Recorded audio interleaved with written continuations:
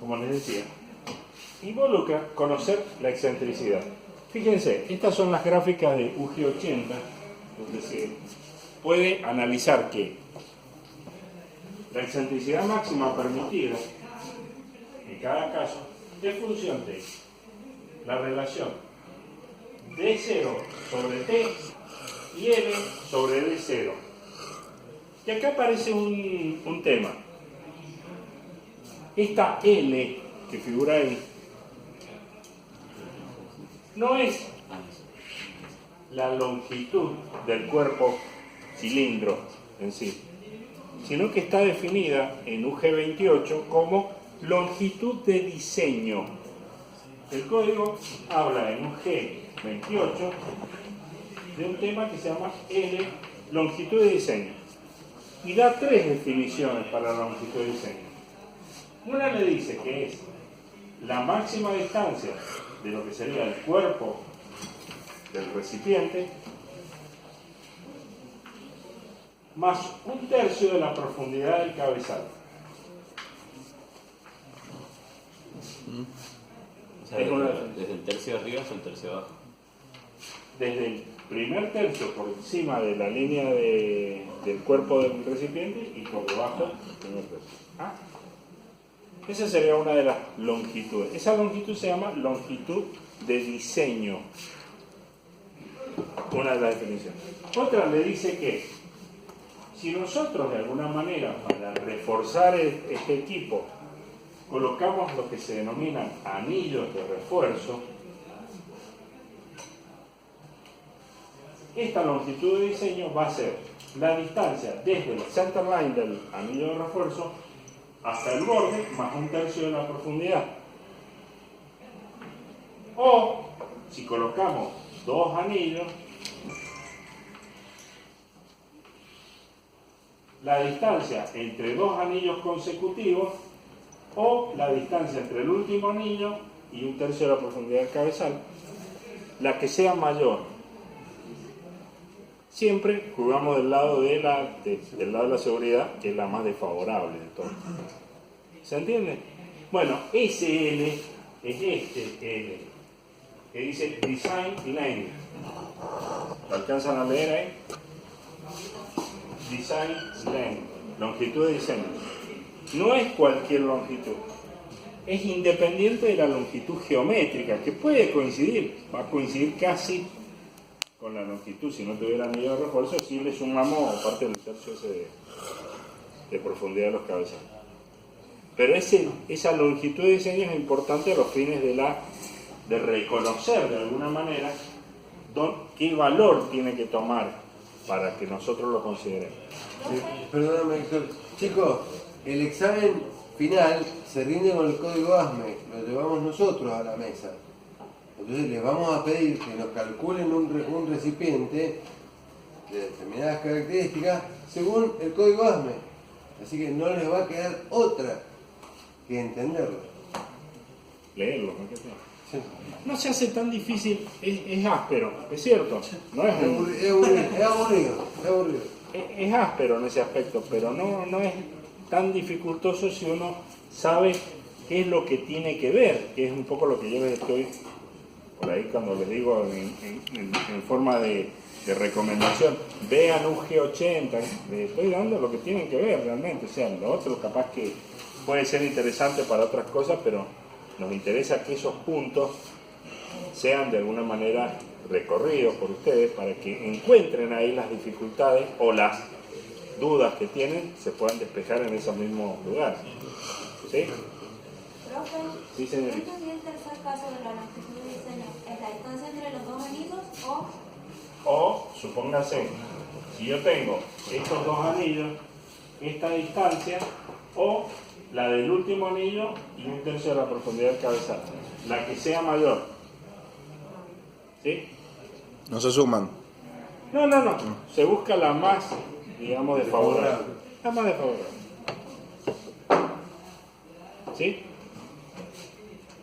Ahora bien, acá les da, como les decía, las máximas excentricidades permitidas en función de el espesor de la chapa que vamos a construir en el recipiente. Pero el problema está en que todavía no sabemos ni siquiera qué chapa vamos a usar, ni qué espesor de chapa vamos a usar en esto. Parece así medio al principio, medio extraño, medio complejo en el aspecto de entenderlo, pero después se van a dar cuenta que estamos hablando de lo mismo. Volvamos como, por decir así, como por arte de magia, a nuestro corrugado de la caldera. Ahora, si ustedes analizan este corrugado de la caldera, se van a dar cuenta que entre estos lugares hay un espacio que es más o menos la distancia que hay entre los valles o los... Ok. Y sin querer, ustedes se dan cuenta que si nosotros estamos soldando de alguna manera estos tramos de cuerpo para armar ese, digamos, gusanito interno, no estamos nada más y nada menos que haciendo anillo de refuerzo. ¿Y qué pasaría si yo les digo, miren, la longitud del horno donde se produce la combustión es de 2,50 metros, pero dentro de esos 2,50 metros tengo 5, 6, 7 de estos? ¿Qué pasaría? Se achica la longitud, la de diseño, no la longitud geométrica, que sigue siendo lo mismo. Pero acá ven que justamente estos lugares actúan como si fueran anillos de refuerzo y se van a considerar como anillos de refuerzo, y por lo tanto las distancias van a ser mucho más cortas, y al ser más cortas aparece el otro punto que hay que ver en los recipientes sometidos a presión externa, que es el fenómeno de la esbeltez. ¿Qué tiene que ver eso? La esbeltez no es nada más que una relación entre la longitud y el diámetro. ¿Se acuerdan? Que tenía que ver justamente con el pandeo, con las ecuaciones de Euler, de pandeo. ¿Qué tal? ¿Qué pronunciación? Alemán. Euler. Euler. El viejo Euler. El viejo Euler. Euler. Entonces, esta L que aparece acá en esta relación de esbeltez es también un valor que se puede de alguna manera asociar al comportamiento tensional que hay, a las deformaciones y a la posibilidad o no de pandeo que puedan tener estos equipos. Y justamente ese L es esa longitud de diseño a los fines prácticos de los cálculos. Perdón. Sí. Muchas veces la esbeltez puede llegar a ser parte del pliego de condiciones del cliente. No quiero un diámetro mayor de tanto. Y bueno, pero si querés 1000 metros cúbicos me va a dar una longitud enorme. ¿Se entiende? Y ya le voy a, referido a ese caso, también le voy a contar. Profe, no me queda claro el efecto de los anillos de reforzamiento, ni el efecto ni cómo son. Ya llegamos. Le estoy como metiendo lo estoy metiendo en este tema porque no es fácil, ¿no? Si yo no le discuto que no sea fácil de digerir, esto es entra medio como un hueso de pollo que entra atravesado, así que empujarlo para que entre. Le voy a mostrar que un anillo de refuerzo no es nada más y nada menos que cualquier invento que usted quiera meter dentro de un cuerpo para justamente evitar esa posibilidad de colapso que hablábamos nosotros si nosotros agarrábamos y dejábamos esto liso y decíamos, mira, lo más probable es que esto se aplaste. Bueno, esto le va a servir como de apoyo, refuerzo para evitar ese colapso. Eso es nada más y nada menos que un anillo de refuerzo. Ahora, usted los puede poner o puede no ponerlo. Justamente, involuntariamente, cuando armaron esta cuestión de los hornos con el diseño Fox o Morrison, involuntariamente introdujeron este sin querer, porque no lo sabían tampoco todavía, este concepto de evitar el aplastamiento por la forma que tenía el cuerpo del horno, corrugado así con onda. Y después, el código, a través de sus cálculos, corroboró que de alguna manera esos comportamientos se pueden asociar a que estas soldaduras de unión que hay entre los tramos, porque esto no se hace de una sola, sino que se van colocando, como le digo, como los anillos de un gusano, te va estirándolo tanto como necesita. Esas soldaduras empiezan a funcionar como anillos de refuerzo y evitan el colapso de ese cuerpo. ¿Sí? Pero continuamos para adelante. Perdón, profe. Bien No, decía, sí. Gráficamente, en realidad, no tendría que ser más amplio cuando en el mismo lugar y ajustado a la vez. O sea, en el Sí, dibujo podría no ser, pregunto. sí, el dibujo puede que no coincida con la realidad, pero muchas veces está cruzado, pero no importa, el comportamiento igual Los anillos sirve. pueden ir cruzados así. Sí, pueden ir cruzados. Pueden ir por el lado de afuera, pueden ir por el lado de adentro. ¿no? Chicos, hay una cosa que ustedes estudiaron, aunque no se acuerden, que era el momento de inercia de un cuerpo. Estudiaron estática y resistencia de materiales. Si yo tomo una chapa, vamos a decir, de 1 pulgada de ancho, 3 milímetros de espesor, y hago fuerza, la doblo. La misma chapa, mismas dimensiones, pero plegada en el medio a 90 grados, ¿la doblo? No. ¿Por qué tiene más de un momento de inercia? No hay magia. Eso lo aprendieron hace 100 años, y nunca dio pelota, se olvidaron para siempre, pero es lo que venimos a rescatar acá en la construcción de estos equipos. Al aumentar el momento de inercia, aumentamos la rigidez. Si yo doblo una hoja, permíteme, si yo doblo esta hoja por la mitad y después la quiero doblar en el otro sentido, hay una resistencia, porque ya la doblé antes. ¿Se entiende? Y nada más que eso. Física básica. Hay un juego que habla de las 8 veces que se puede doblar algo, no más de 8 veces se puede doblar, aunque sea una hoja fina. Y más allá de las 8 veces no se puede doblar. Es imposible. Ya se vuelve Aumenta tan tanto el momento de inercia que... Pero de todas maneras, el aspecto ese, a pesar de que no coincide, o puede coincidir, porque tendremos que mirar, tendremos que hacer un corte realmente de un corrugado de horno, y te vas a dar cuenta que a veces coincide y a veces no, porque no siempre el anillo ese se puede realizar perfectamente siguiendo la onda sinusoidal de los dos lados.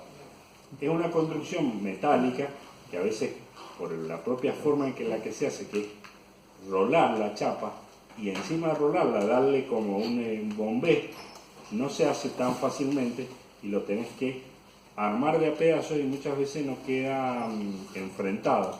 Pero con que cumplan la función de estar digamos, en una zona más cerca y en otras un poco más lejos, pueden amortiguar el efecto de la presión externa de la que hablábamos que soportan este tipo de recipientes. Chicos, todos hemos visto alguna vez una chapa de zinc, que es una de esas chapas onduladas. ¿La hemos visto? ¿Sí? Saben que en una dirección es fácil doblarla. ¿Sí? Saben que en la otra dirección es más difícil doblarla. Esto. No hay magia, es física. Ahora, lo que hablaba el ingeniero respecto del tema de las relaciones estas de L sobre D o relaciones de delta, muchas veces sucede. Permítanme remitirnos nuevamente a operaciones unitarias cuando hablamos de una torre de vacío. La torre de vacío que hay en la destilería, por ejemplo. Es una torre de vacío que si ustedes van a analizar, ¿qué altura tiene? ¿Ah? 15. 50 metros. Tiene 50 metros. O sea, no tienen ni vista. No la tienen muy vista, pero No. 50 metros. ¿Y diámetro? ¿Unos 10? No. 3. No, va. 2 metros y medio, 3. Hagamos de cuenta que sea 2 metros y medio, 3. Pero ¿qué pasa? Ustedes dicen, ¿y por qué la torre de vacío tiene 50 metros de alto? Es de vacío, es un recipiente sometido a presión externa, y tiene 2 metros de diámetro. La relación L sobre E, hagamos cuenta, le va a dar ¿cuánto? Longitud 50 dividido 2, le da 25. Cualquier verdura. Pero ¿cuál es el tema? El proceso nos obliga a esas dimensiones. Porque ustedes tienen que manejarse con esa torre, ingresa un caudal en el plato de carga, descienden una cierta cantidad de líquido hacia el fondo, suben una cierta cantidad de vapores hacia la cabeza, se produce el reboiler, el reflujo, ingresa nuevamente el líquido que entró, que se condensó de arriba, en contra. O sea, hay toda una cuestión de diseño y de contacto que obliga a esas dimensiones por los volúmenes que se manejan. Pero aún así, uno diría, bueno, pero está fuera de lo que serían los rangos recomendados. ¿Se acuerdan que, y esto se los comenté yo también cuando hablamos de recipientes sometidos a presión interna, decíamos que las relaciones L sobre D tenían que caer entre 2 y 5, cuando uno no tenía obligación de, por decir así, respetar alguna dimensión, como para empezar el diseño y la aproximación al recipiente. Pero si nosotros nos fijamos en estas relaciones, 50. Entonces, vamos a decir, ese es un candidato, en la torre de fraccionamiento está al vacío, es un candidato a que colapse. O sea, tiene que estar muy bien construida y ante cualquier cuestión que la desequilibre, se fue. Pero ¿qué es lo que hacen los diseñadores? Le ponen Anillos de refuerzo. Le ponen anillo de refuerzo, cada dice. poca Bien, vez. entonces, ¿qué es lo que hacen al poner el anillo de refuerzo? La chica Achican la longitud de diseño, no la longitud geométrica, que sigue siendo 50 metros. Achican la longitud de diseño.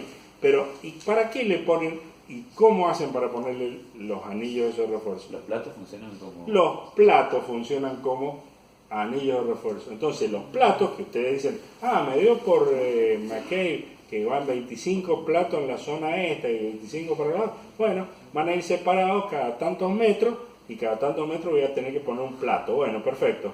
En ese lugar donde puso el plato, en realidad, usted lo que puso para apoyar el plato es un anillo. Y ese anillo, si está bien construido, de acuerdo a lo que yo les voy a mostrar ahora, va a terminar siendo un anillo de refuerzo que en síntesis va a acortar la longitud de diseño, y al acortar la longitud de diseño va a impactar sobre lo que sería la esbeltez de ese cuerpo, que a pesar de ser un cuerpo largo y fino, que uno diría, en cualquier momento vamos a tener noticias, no, va a aguantar o va a soportar debido a que internamente esos platos están trabajando como anillos.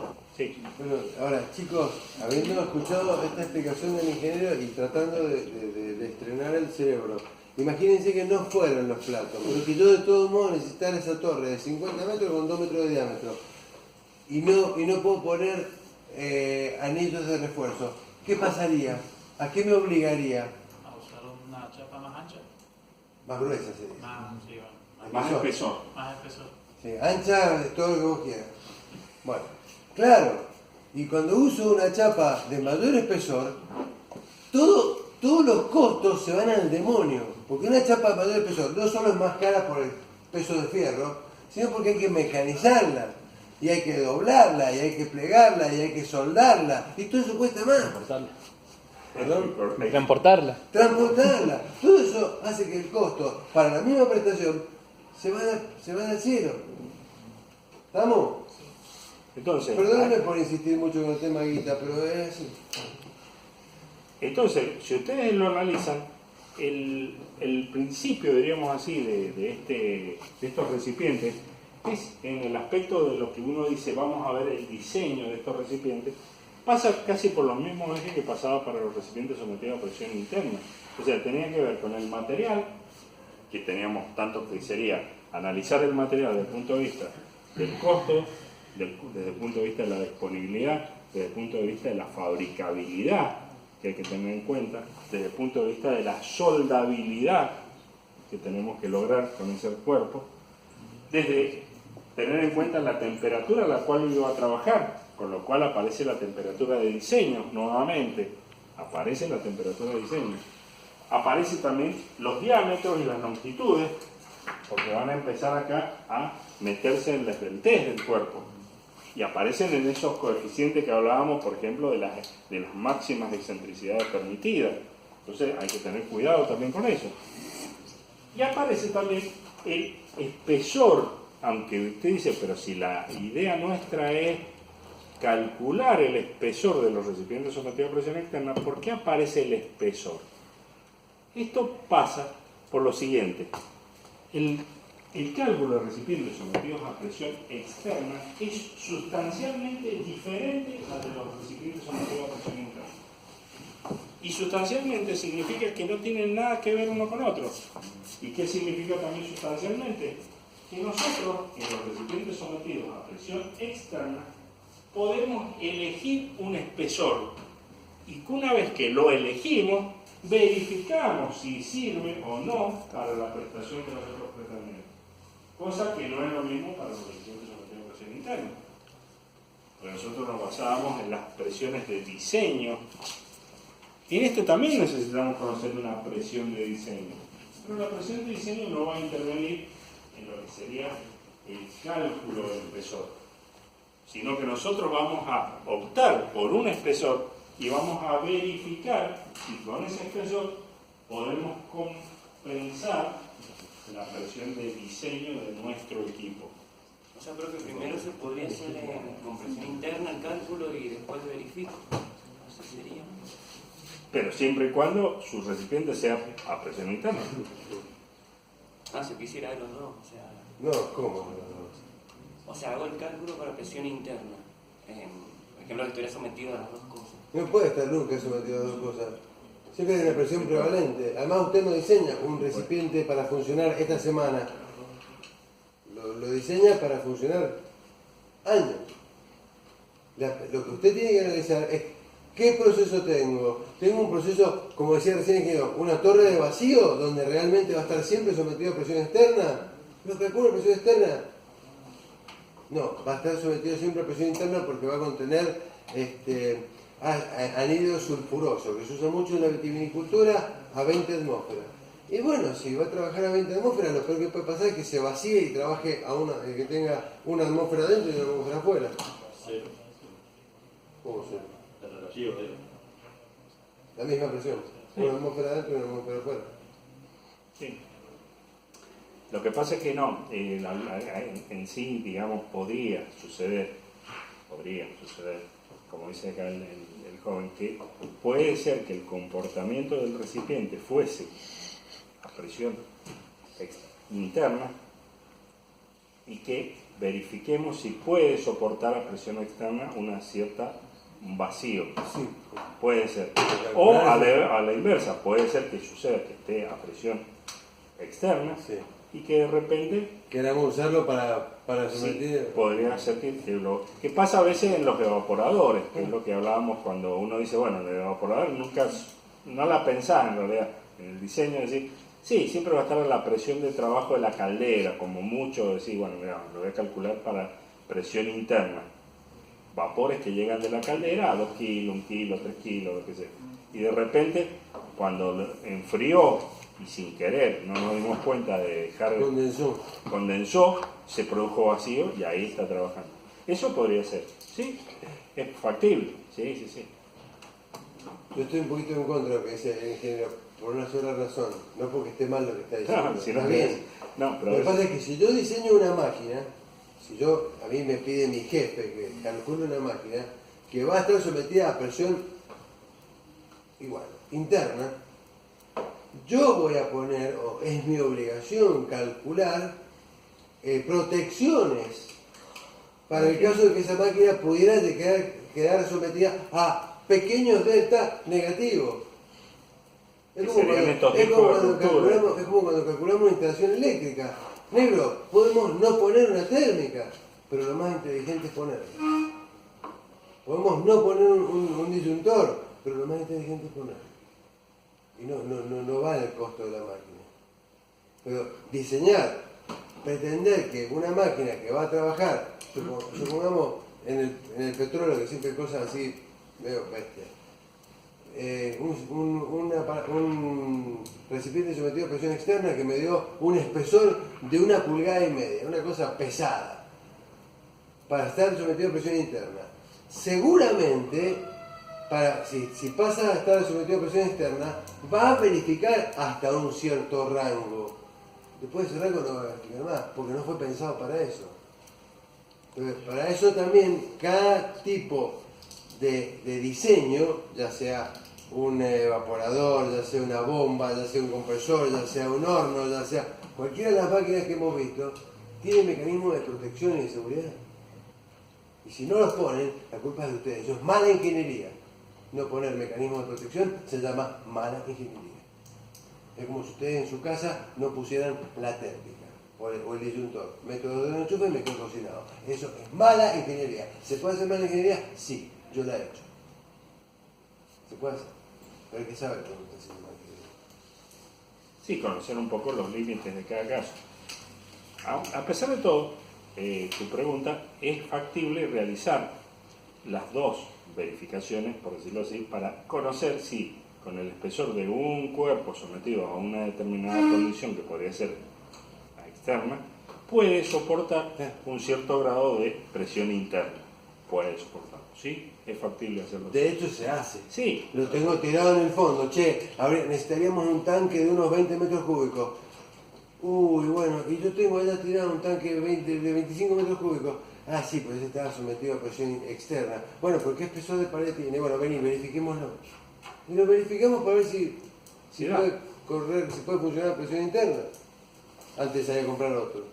O uno que está sometido a presión interna lo podés utilizar en externa sabiendo ya el espesor de interna, que es lo que vamos a ver ahora. Entonces, una vez que uno dice, bueno, ya tengo el espesor, tengo un espesor.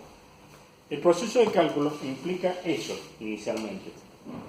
Diseñar o elegir algunos datos que pueden ser las dimensiones en general, las longitudes, los cabezales y las condiciones de operación, que serían las presiones de diseño, que serían, y las temperaturas de diseño. ¿De qué estamos hablando? De los mismos presión de diseño y temperatura de diseño que usábamos en los recipientes sometidos a presión interna, UG20, UG21, donde decíamos, ¿qué es la presión de diseño? UG20 es la máxima diferencia de presión entre dos cámaras adyacentes o entre el lado interno y externo del recipiente. Máxima diferencia. Sirve tanto como definición para los recipientes sometidos a presión interna como también para los recipientes sometidos a presión externa. Porque es una presión de diseño que hay que cumplir. En función de eso, el procedimiento de cálculo implica tres, por decir así, variantes, pero generalmente con la primera se logra, en la mayoría de los casos, un cálculo aceptable por un lado y segundo que cumple la mayoría de las veces la condición que requiere. ¿Qué es? Que el espesor tiene que ser la relación D0 sobre T, perdón, D0, o sea, diámetro externo sobre el espesor, tiene que ser mayor a 10, un número. Si es así, empezamos el cálculo, ¿cómo? Arrancando primero con una propuesta de espesor. Elegimos un espesor. El que tenemos, el del tanque que teníamos tirado ahí en el fondo, que queríamos ver si nos sirve o no nos sirve. El de la chapa que tenemos en el taller y decimos, che, esta chapa tenemos que conseguir un recipiente, ¿nos irá a servir? ¿Qué espesor tiene? Tanto, bueno, dale, vamos a verificar. O sea, se hace la división y si es mayor a 10, arrancamos. Entonces, la relación generalmente es D0 sobre T mayor a 10. El diámetro externo generalmente ya lo conoces porque conoces las dimensiones, más o menos calculas, y el espesor lo tenés de tu información, de lo que vos proponés o de lo que querés comprar o de lo que tenés disponible. ¿Qué pasa? Generalmente esta relación es la que se cumple en la mayoría de los recipientes sometidos a presión externa en este caso, porque también asegura aquello que yo les comenté en algún momento, que era que el comportamiento tensional de un espesor fino o relativamente fino respecto al diámetro hace que la chapa se comporte como una lámina tanto del lado interno como del lado externo, con lo cual las ecuaciones elásticas son más fáciles y son las que el código considera que se van a cumplir. Pero podría suceder que esta relación de 0 sobre t fuese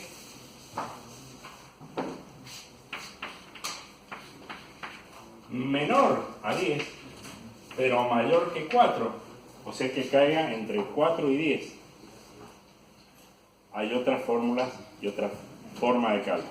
Y por último, tenemos cuando d0 sobre t es menor que 4, que ese sería el último comportamiento, el más complejo, cuando el espesor es tan grosero respecto al diámetro que hace que las partes del lado interno se comporten de una manera tensional diferente a la del lado de afuera. Esta parte, digamos así, el código los trae todo. Lo que pasa es que nosotros vamos a ver, lo vamos a recorrer igual, lo que generalmente la generalidad de los casos cae, que es de 0 sobre t mayor a 10. Entonces, el primer paso sería elegir un espesor, proponer un espesor. El segundo paso sería